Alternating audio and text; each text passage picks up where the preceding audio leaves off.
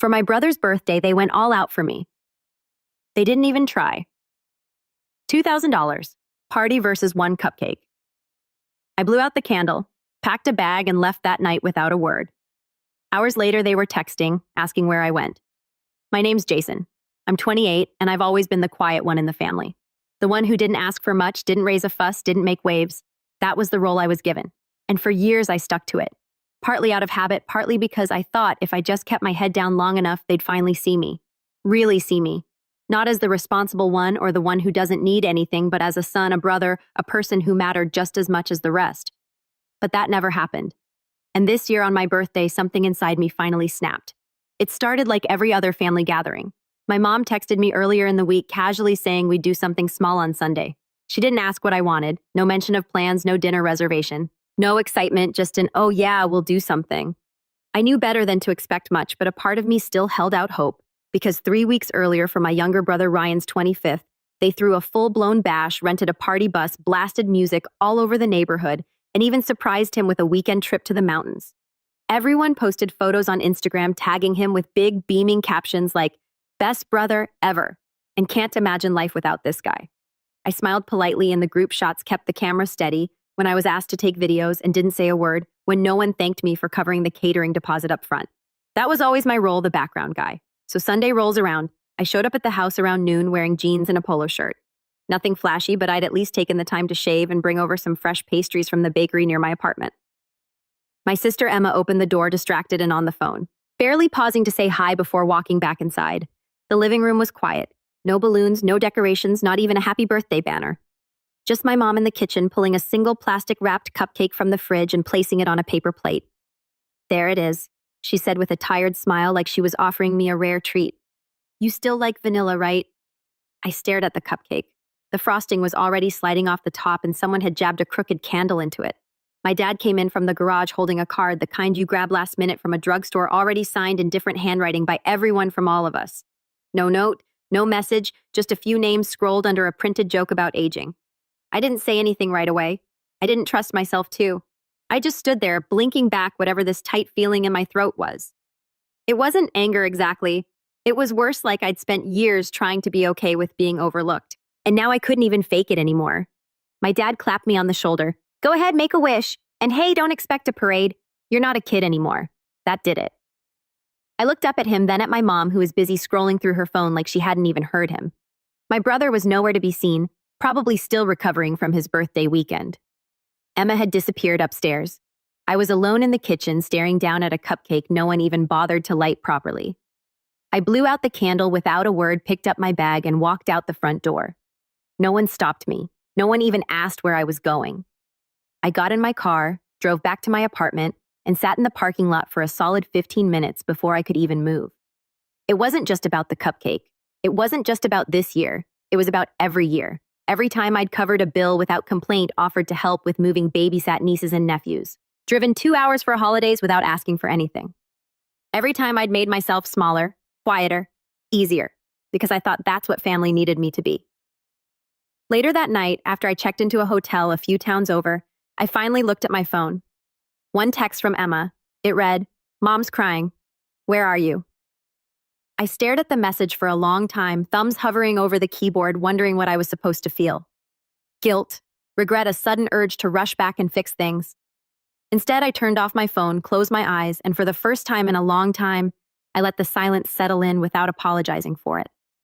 The next morning, I woke up early. Not because I had to. There were no work calls, no family texts blowing up my phone yet, but because my body was still wired from the night before.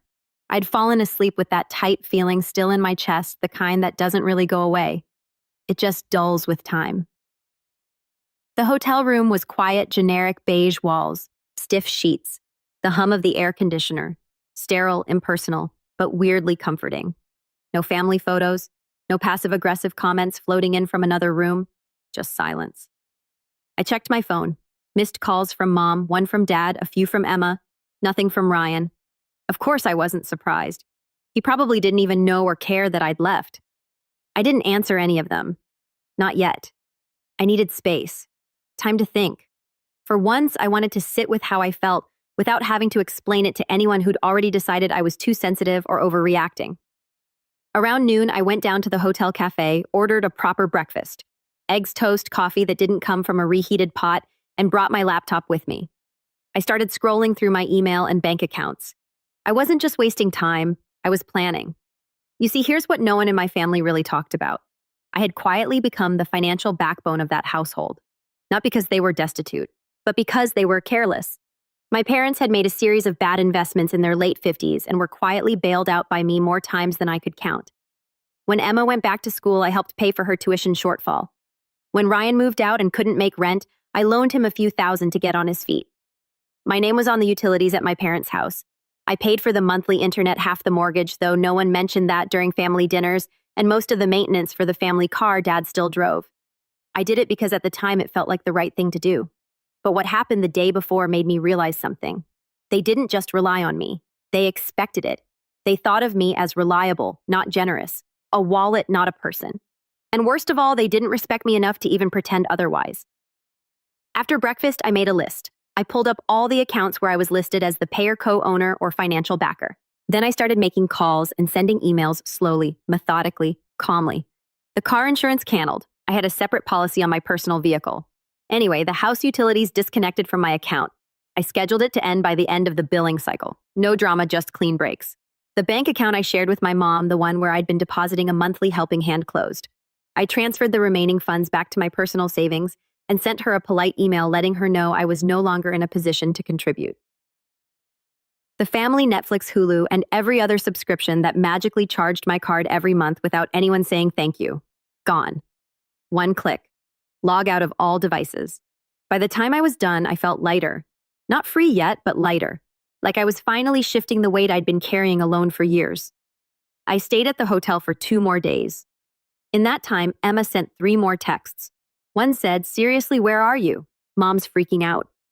Another just said, "This is childish," and then finally, you hurt them, right? That one made me pause. Not because it was true, but because it was exactly the problem. I hurt them. They couldn't even imagine I'd been hurt first. On the 3rd morning, I finally responded. Just one message. Asked Mom what she did for my birthday. 5 minutes later, Emma replied, "Jason, it's not a competition." I didn't answer. Instead, I drove back to my apartment. I wasn't hiding. I just didn't feel like being the one to show up first. Tail between my legs, like I was supposed to apologize for finally drawing a boundary. That weekend, I didn't hear from anyone. But on Monday morning, I got a call from my dad. I let it go to voicemail.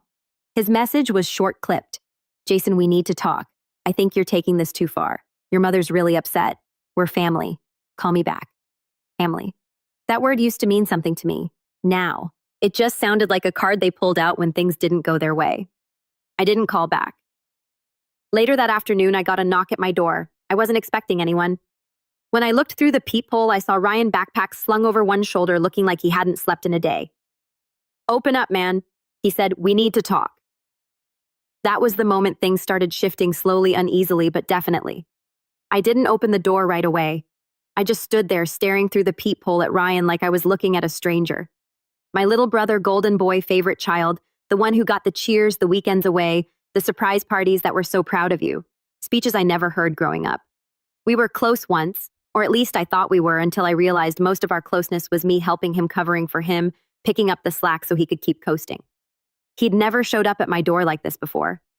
Uninvited, unannounced. And definitely not when things got uncomfortable at home. "Jason," he said again, softer this time. "Come on." I sighed and opened the door just enough to lean against the frame. "What do you want?" He gave a sheepish half smile like we were still kids and he'd just broken a window with a baseball. "Look, I didn't know it was like that bad." I raised an eyebrow. "Didn't know what was bad? That nobody could bother to plan more than a grocery store cupcake for my birthday, or that I was paying your rent 3 months ago while everyone else was busy throwing you a party bus bash." He shifted on his feet, trying to play it cool. "Okay, yeah, that was messed up, but like you didn't say anything." I almost laughed, not because it was funny, but because of how predictable it was. Of course I didn't. I said, "You know why?" Because I was raised in that house. Taught that if I wanted attention, I was being dramatic. If I asked for anything, I was being selfish. And if I ever said, "Hey, I feel left out," I was told to stop making it about me. He didn't have a comeback, just looked down at his shoes and scratched the back of his neck. "I mean, yeah, that sounds about right. And you still let it happen," I added. "Every time you knew you had to know." He didn't deny it. I didn't think it mattered to you. He finally said, you always seemed like you were good, like you didn't care about that stuff. That hit harder than I expected. I was good at pretending at swallowing things, at being the one no one had to worry about, but I was tired. So tired of being the solid one so everyone else could afford to fall apart. I opened the door fully in motion for him to come in. We sat on the couch and I waited. Let the silence hang. I wanted him to feel it. The weight I carried in every one of those silences he'd never noticed before. So now what? He finally asked, picking at the loose string on his sleeve. You cutting everyone off? I shrugged, not out of spite. But I'm done being used. He gave a bitter laugh. You think they'll even notice? I know they will, I said. Mom's already crying. Remember? He winced. She's a mess. Keeps saying she didn't mean for things to be unfair. Funny how she only says that now. Ryan looked up at me then. Really looked. Not like a little brother to an older one, but like a guy who just realized someone he'd taken for granted had lines he didn't know not to cross. What do you want me to do? He asked. Like I can't fix all of it, but tell me what you need. It was a rare moment of humility from him. I believed it mostly, but I also knew this wasn't just about me. It was about the entire house of cards my parents had built with me as the foundation. And now that I'd started pulling out, it was all starting to shake. Tell them the truth, I said. Tell them you saw me walk out because I was tired of being treated like I don't matter. Tell them I won't be helping with money anymore. No more. Just until the end of the month. No more covering Dad's truck repairs or Mom's prescriptions or Emma's tuition shortfalls. He nodded slowly, the weight of that finally settling in. And if they ask why I added, don't tell them I'm angry, tell them I'm done. He left without another word, just a quiet nod like he finally got it, or at least was trying to. I didn't expect him to change overnight. I didn't expect any of them to, but I knew deep down something had shifted. Later that night, I got a voicemail from Mom. She didn't yell, didn't guilt trip me. Her voice was quiet, tired. Jason, I didn't mean for it to be so uneven. I thought you didn't need the same things, and maybe that was a terrible assumption. I'm sorry. Please come by or call. Just something. I didn't respond. Not yet. Because what came next wasn't an apology. It was denial guilt pressure. And then the real manipulation began. 2 days passed. No more calls, no more texts, just silence. Then, like clockwork, it all came crashing in. It started with a message from Emma. Not a text, but a long, dramatic email. The subject line read, "You're tearing this family apart." I didn't even have to open it to know what was inside. Still, curiosity got the better of me. I clicked. The first line, "I don't know what's gotten into you, Jason, but this isn't how families work." She went on to list everything I'd done, walking out, abandoning Mom, making a scene, and withholding support like you're punishing us. She said I was acting like a stranger, that our parents were hurting, and it was my responsibility to help keep the family together. My responsibility, not Ryan's, not hers, just mine. There was no mention of the cupcake, no mention of the years of lopsided treatment or how I'd subsidized half their lives, just a guilt-laced plea dressed up as concern. The kicker, she closed with, "If you don't come over this weekend, I don't know if we can ever fix this." And I sat there staring at my screen, stunned, not by the words, but by how unsurprising they were. That weekend came and went. I didn't go. Sunday night, I got a text from Dad. Just 2 words, "Call me." I didn't. So he showed up at my apartment. He knocked twice, then harder. When I didn't answer, I heard his voice through the door. Low, firm, but laced with frustration. "Jason, enough of this. Open the door." I didn't move. He knocked again. "I know you're in there." I stayed quiet. Then he said something that made me clench my fists. "You're making your mother sick. You know she's barely eating. Like clockwork. Emotional blackmail." I opened the door slowly and stood there. We stared at each other for a moment. His expression was hard, like he'd rehearsed this confrontation. I could see it in his eyes. He wasn't here to listen. He was here to win. "You done sulking," he said. That word sulking lit something in me. "Is that what you think this is?" I asked quietly. "I think," he said, stepping inside uninvited, "that this little stunt has gone far enough. Your mother's been crying. Emma's furious. And Ryan? Well, he's trying, but this is getting out of hand." I stood still, trying to stay calm. "You're talking about a stunt, but not once have you asked why I left." Dad scoffed. "Because we didn't throw a big party." "Come on, Jason, you're 30. You don't need balloons and confetti." "No, I said I needed to feel like I mattered. I needed someone to show me that I'm not just a bank account and a backup plan. That after all these years, I'm more than just the one who keeps things running while everyone else gets to shine." He rolled his eyes. "You've always been dramatic." That word again, dramatic. I laughed once, bitter and short. You know what? You can go. What, you heard me. I said you came here to convince me I'm the problem. You didn't come to apologize. You didn't come to understand. You came because things are falling apart now that I stopped paying for everything. He narrowed his eyes. You think this is about money? I know it is, I said, because the moment the bank shut off, the whole house started shaking. Dad didn't say anything, just stood there fuming. And then in a tone I hadn't heard since I was a kid, he said, You think you're better than us now, huh? I looked him dead in the eye. No, I just finally think I deserve equal. He left without another word. The next day, the family group chat, which I hadn't left, just muted, lit up. Emma said she was disappointed in how I'd handled things. Mom sent a single message. I don't know who you've become. And then Ryan dropped, said he became the only adult in the room. Took me too long to see it. The chat went silent. The days that followed were quiet. I thought it might finally be over, but that was when the real turning point came. A letter arrived in the mail certified from a lawyer. Inside, notice of intent from my parents to remove me from the future estate plan due to estrangement and recent behavior. I sat at my kitchen table holding the paper, a cold shock running through me. Not because I cared about the inheritance, but because they genuinely thought that was leverage. They didn't know I already knew. I'd seen the estate documents 2 years ago when I helped pay for the lawyer. I was never the main beneficiary. Ryan was. They were just using it now, dangling the illusion of something I'd already been excluded from. Like I should be grateful for a future scrap. That was the final straw. I didn't cry, I didn't scream. I just stood up, walked to my desk, and pulled out a folder labeled receipts, literal and metaphorical.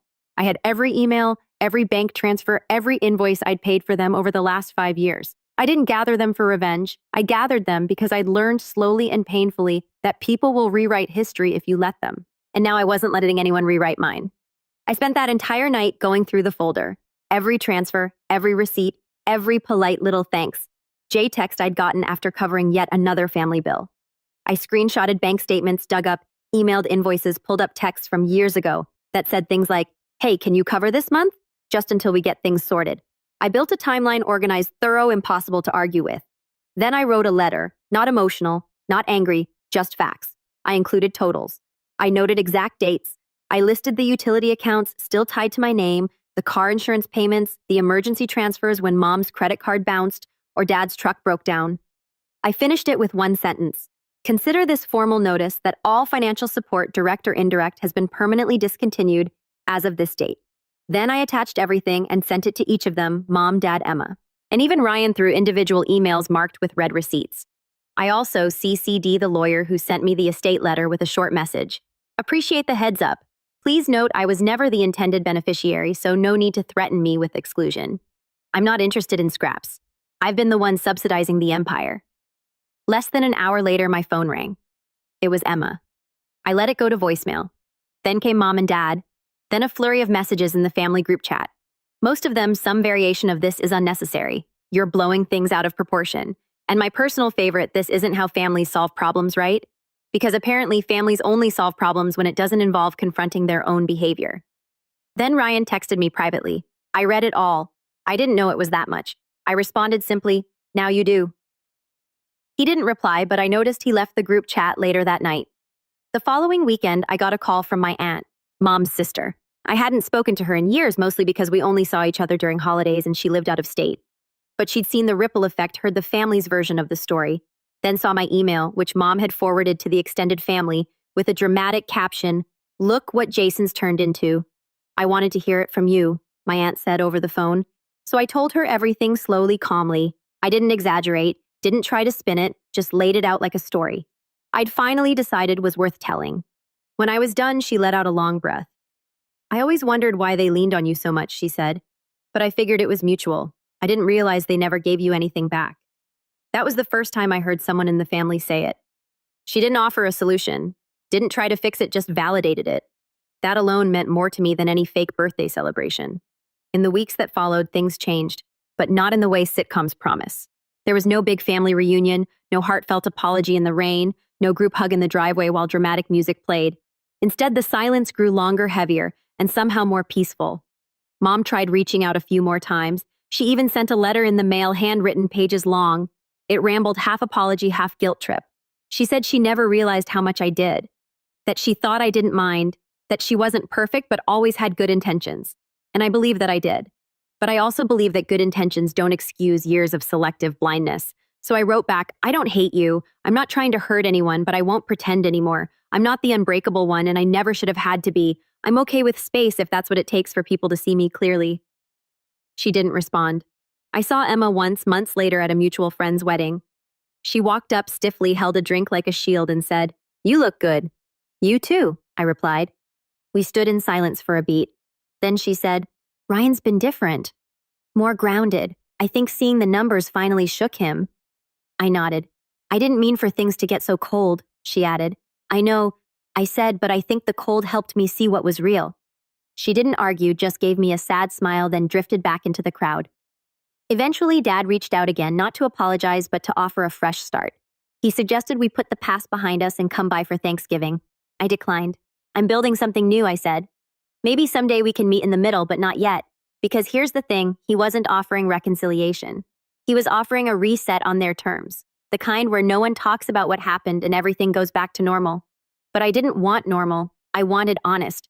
And I learned that people who aren't willing to talk about the hurt aren't ready to rebuild trust. In time, I filled the space they left behind. I spent more weekends with friends who didn't treat me like a utility.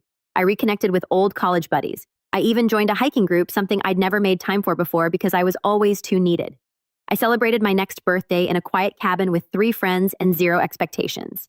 No flashy party, no drama, just a weekend of peace, laughter, and people who showed up because they wanted to, not because I sent reminders.